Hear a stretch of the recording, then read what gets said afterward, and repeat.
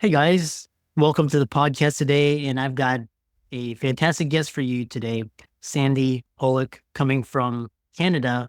And she is going to talk to us all about wealth management, business owners, legacy planning. She's got a lot of experience, and I'm really happy to have her on the show. So, Sandy, welcome. Thank you, Chris. It is a pleasure to be here. Yeah, so you have a lot of extensive experience, and your husband's a physician as well. So, talk about your journey and we'll dive right into the questions. I'm really excited. I'm originally from Montreal and have a financial advisory practice where we focus on family business transition as well as estate planning. We work solely with entrepreneurs and self employed professionals. And in the last 2 years, I actually wrote a book called Don't Leave a Mess: How to Disaster Proof Your Family Legacy, which unpacks in a very cheeky way, peppered with lots of stories, as well as at the end of each chapter, questions and exercises to help the reader plan their own estate or financial independence journey so that they don't leave a mess for the people in their lives that are really important. And I've been doing this for over 30 years.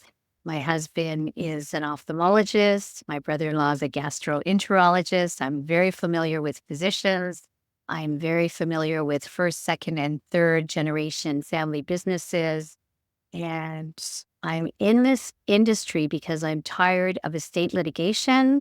I'm tired of seeing families fight over money when, in actual fact, money should be something that goes beyond the dollars and cents.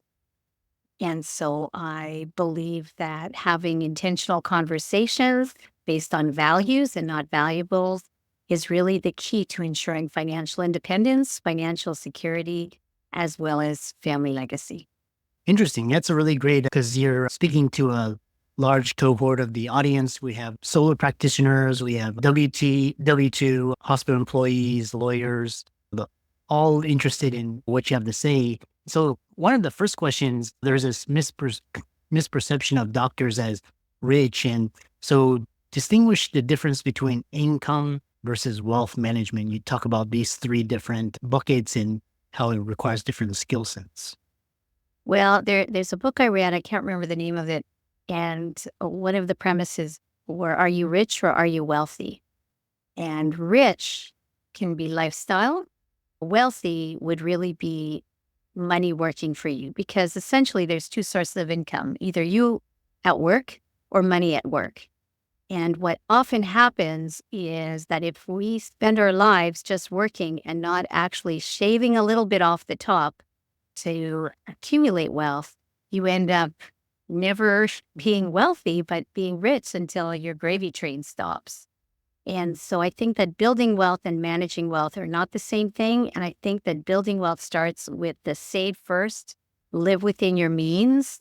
And particularly for professionals, I've told a number of my doctor clients that when they go into the doctor's lounge to put on their little ear pods, do not look in the parking lot and focus on their own lives, their own families, and their own needs, and to not get influenced by the noise, the outside noise, because people may look wealthy, but in actual fact, we do not know what debt is behind the stuff. And I think that really looking at one's values, one's relationship with money, one's history, how we grew up, is really integral to creating a life of meaning with financial security and with financial independence. So I'm not sure, Chris, if that answers your question, but I think we have to peel back a little bit of the onion skin and understand what wealth actually is. Yeah, that's a huge distinction. Money, you talk about us working for money versus money working for you and having different components of time and location, financial freedom. You also mentioned in your earlier introduction that when the wealth management process and people pass on and leave a financial mess, talk about what types of financial messes that heirs can possibly inherit if they're not properly managed beforehand. I think it all starts off with our relationship with money. So let's go back in time to how did we grow up? Did our parents talk about money? Did we come from wealth? Did they not talk about it? It was much easier for parents. There was an era where, as difficult as it was, would prefer to have a sex talk with their children than talk about money. I don't know why, but it seems to be that way. And yet, if you look at values, and we start off our meetings with our clients to understand what their relationship is with money, because everyone has a money script. And what that means is, how do we look at it? So is money a good thing, a bad thing? What does it mean? Often they'll say it means financial security. And we try to dig a little deeper. What does financial security mean to you and why is it important? Often they say we want to have a nice home. We want education for our kids. That's important to us. We want to know that if we're not around, that our children can have the opportunities that perhaps we didn't have or more opportunities. We want to, these are a few answers that I have. Travel is really important. Having meaningful moments with our kids, creating experience, having the choice of working at some juncture, knowing that if I'm sick, that I don't have to worry about mortgage payments and having that flow of income. So things like having the appropriate disability insurance, particularly for professionals, because they only have, as one client said to me, Sandy, I only have, how did he put it? I only have one fiddle. And that's what I do. And if that fiddle gets broken, I got to know that there's still music happening to pay my mortgage and my kids' education and food on the table. So understanding money scripts is important because when you realize that money provides more than just stuff, and it's the other things that are essential, it's easier to say, okay, so how do we get there? And what are you doing now that reflects those values? Or what money scripts do you have that are unhealthy, such as spending? And maybe that spending is a result of something that happened in childhood, or spending is a pressure or an insecurity. And it's almost like we become social workers for the affluent or social workers for people that make a significant amount of income because they have to give themselves the opportunity to realize that when they go from earning nothing, particularly physicians and dentists and other professionals and lawyers, to all of a sudden having this big jump, that they still have to pay taxes, that they still have to save, that they don't have to change their lifestyle overnight from rags to riches. And this can be a gradual transition so that they've set money aside for their own retirement, which I hate that word. I call it more financial independence. And I think that understanding your relationship with money is key. Once you understand that, then it's understanding how you're spending it and what's important, because a lot of people do not take the time to look at where their cash is going, where their expenses are going. And there's a lot of needless expenses that they don't even know exist. And once they create that awareness, it's incredible how if they can save first and spend the rest later, how that money can build. And it's a snowball effect. And the first 100,000, the first 500,000, the first million is the hardest. And then, because 10% on $100 is $10. 10% on $1,000 is $100, right? But think about 10% on 10 million, that's $1 million, right? So the compounding effect that people don't understand, because setting money aside is the most boring thing possible. Who wants to think about it? So if you can somehow or another commit yourself to setting money aside early, getting rid of debt. And there's two types of debt. There's deductible debt and non-deductible debt. But that non-deductible debt, getting rid of it from a psychological point of view, that instills clarity and confidence so that people can get on that, the right, I'll call it the freeway, and you have off-ramps and on-ramps. Well, getting on the on-ramp to ensuring financial security and independence. So I think it starts with that more than anything else. And then understanding how to live within your means, which is very integral. Yeah. The other, so what's interesting is there's individual legacy-based planning, which you help, and we'll talk about that. So your approach to values-based legacy planning in family and succession strategy, speak on that a little bit. That's interesting because it astounds me the number of North Americans that don't have wills. It's simple. And if you don't, and whenever I ask anyone whether they're professional or in business, why they went into business, because they didn't want anyone to tell them what to do. And yet they will not prepare. And I can tell you with 100% certainty, it's the only time I guarantee things to our clients. I guarantee them that they will die. The question is, I don't know when. If you are an independent thinker and you don't like people telling you what to do, then it goes without saying that having your will in place is paramount. Because if not, the government decides, and I've yet to see the government, whether it's Canadian or North American, ever do things for the benefit of taxpayers. All right. If anything, my clients tell me, Sandy, this is what I want. I want you to take care of my family first. That's what I want. That's my financial goal. If I owe anybody money, pay them off. And last, if I owe taxes, pay taxes. Guess what? In the United States of America and Canada, it goes this way. Government's first in line, creditors are second, and hopefully there's something left over. And if so, it'll go to your family. So if you don't have a will, all right, that is one of the big disasters that happens, is people think that, oh, I'll do it tomorrow, I'll do it tomorrow, I'll do it tomorrow. And when's the best time to plant a tree? That was yesterday, was probably 20 years ago. Will planning is essential. So that's number one. Number two is, once you think about and you've come to grips with, yes, it's better to be proactive because I can't be reactive when I'm dead. The damage is done.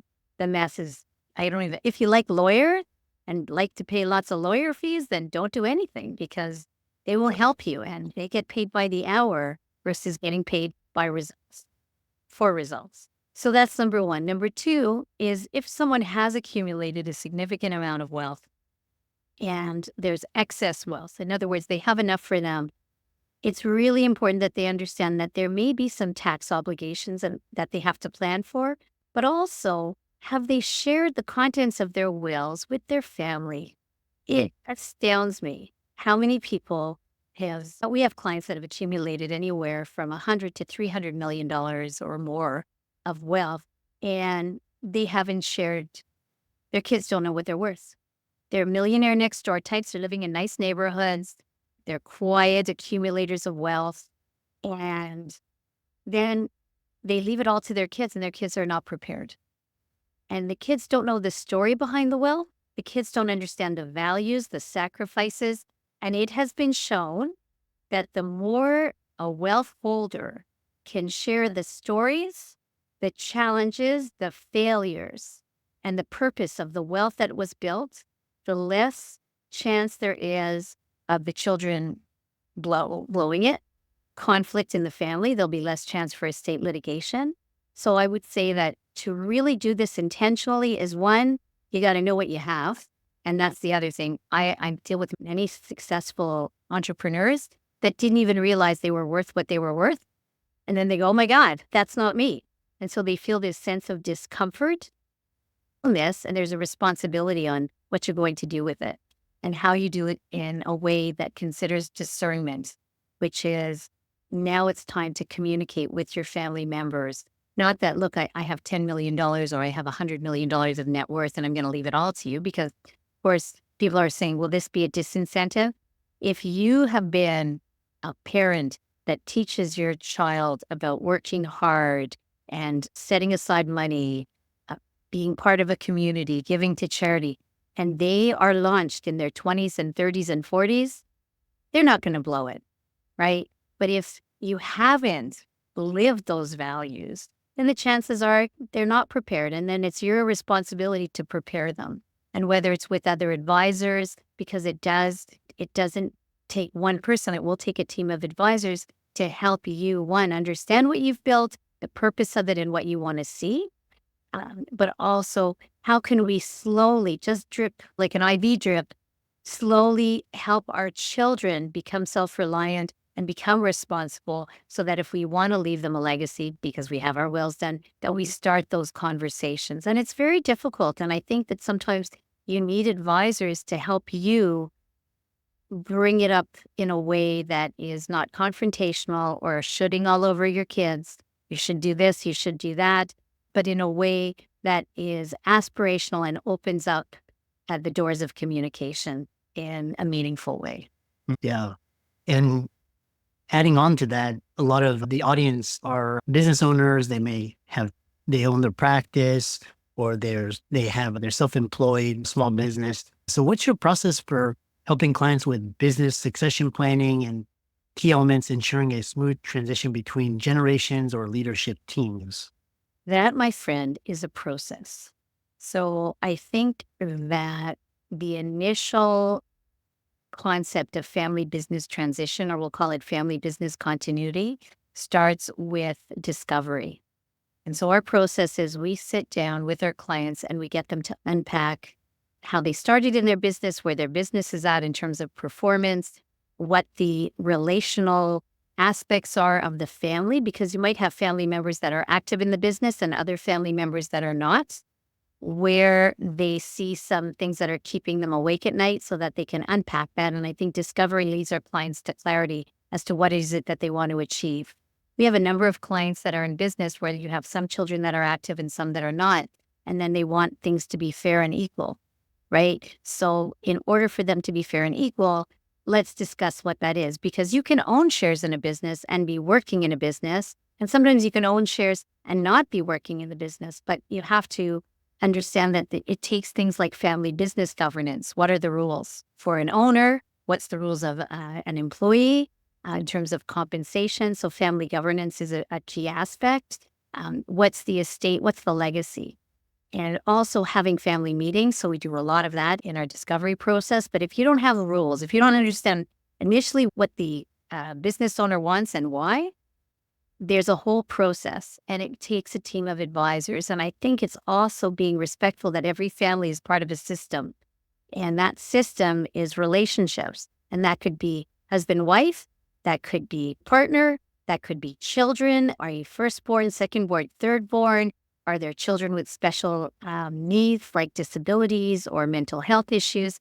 And all that has to be uncovered in discovery to really understand what it is the client wants to accomplish and how can we deal with those special factors, because every family is unique and their familyness and their family dynamics are unique. So when we're talking family business, particularly family business succession, it's one, does the owner have enough for their own financial security and independence? And then what are the family dynamics? And then also, are the kids ready? Have you mentored your children? Because it could be that you have children working in a family business that aren't in a leadership position, right? Does that mean bringing in non-family members to lead the business? Does that mean bringing in coaches that your child needs to pursue other educational components in order for them to be at the helm? There's a lot of things like that have to be considered. And also don't forget that rising gen is under the shadow of a very successful person. And more often than not, the owner of a business doesn't appreciate the fact that it's not easy being a child of a successful entrepreneur. It carries with it a tremendous amount of weight. And until that person who wants to carry, or let's say take that baton to the next generation, appreciates and understands that and has to take a little bit of ownership to prepare that next generation, then you end up with a lot of disasters.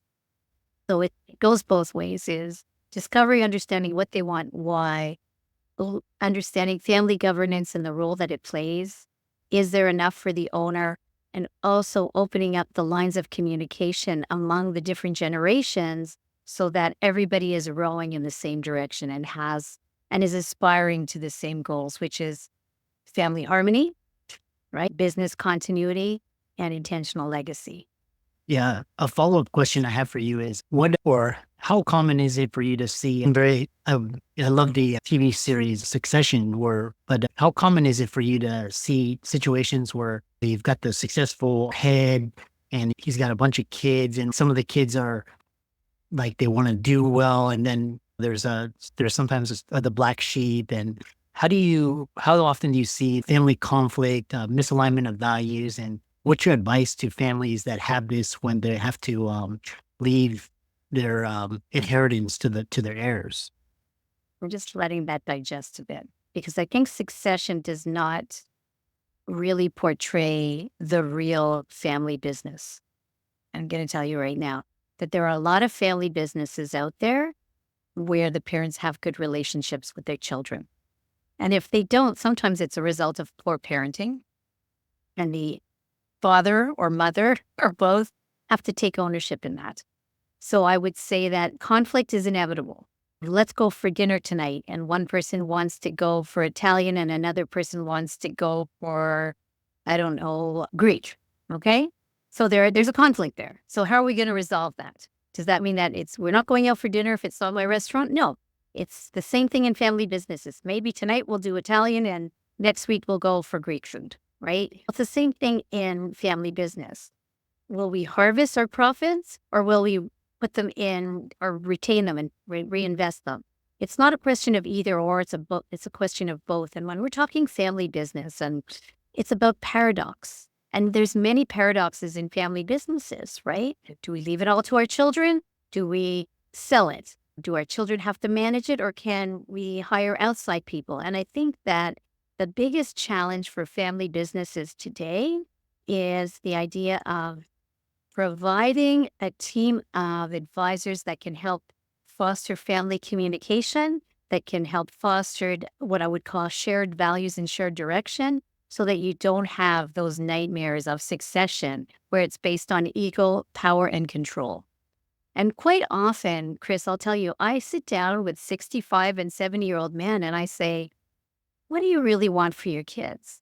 Are you willing to let go? And a lot of times, the reason why they're not willing to let go is because of a sense of identity. They think that, oh my God, well, what will happen to me? I'm connected. I'm a part of the community. I'm well regarded. I'm engaged.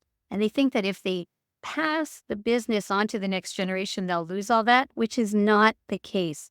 There are many different ways that you can transition a business without putting the founder in an old folks home or disconnecting him from the business. You can have a board of directors because there's so much wisdom and so much experience that the founder has that the next generations require. But if you don't set up a structure and you don't set up the appropriate systems, you're going to end up with a succession on TV issue.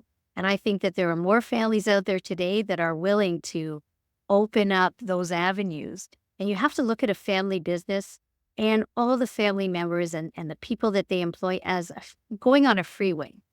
And they're heading in a direction. And you're going to have people that go on the ramps and people that go off the ramps.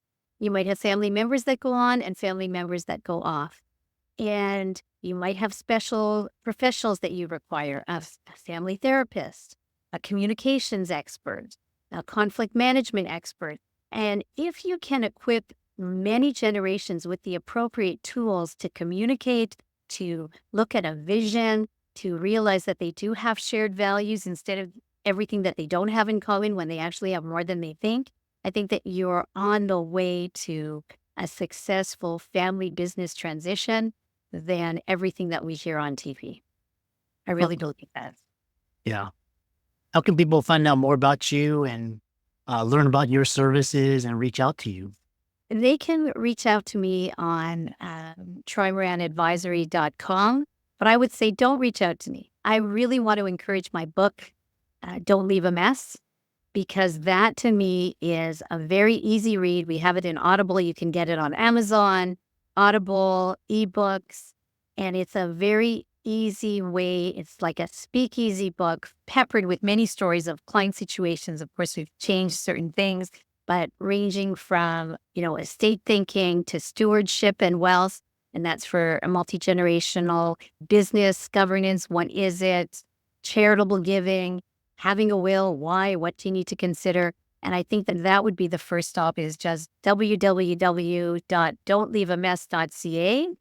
And there's podcast interviews and writings that I've done, articles. But I would say that if you go on Amazon and you Google Don't Leave a Mess, that would be the first step to thinking about what you've built and how do I deal with transitioning it in a way that doesn't become a ticking time bomb for the people in my world that are so important, which is loved ones. Mm. Yeah, it was a fantastic discussion, and I really love your passion. And for the audience, be sure to check out the socials you can follow.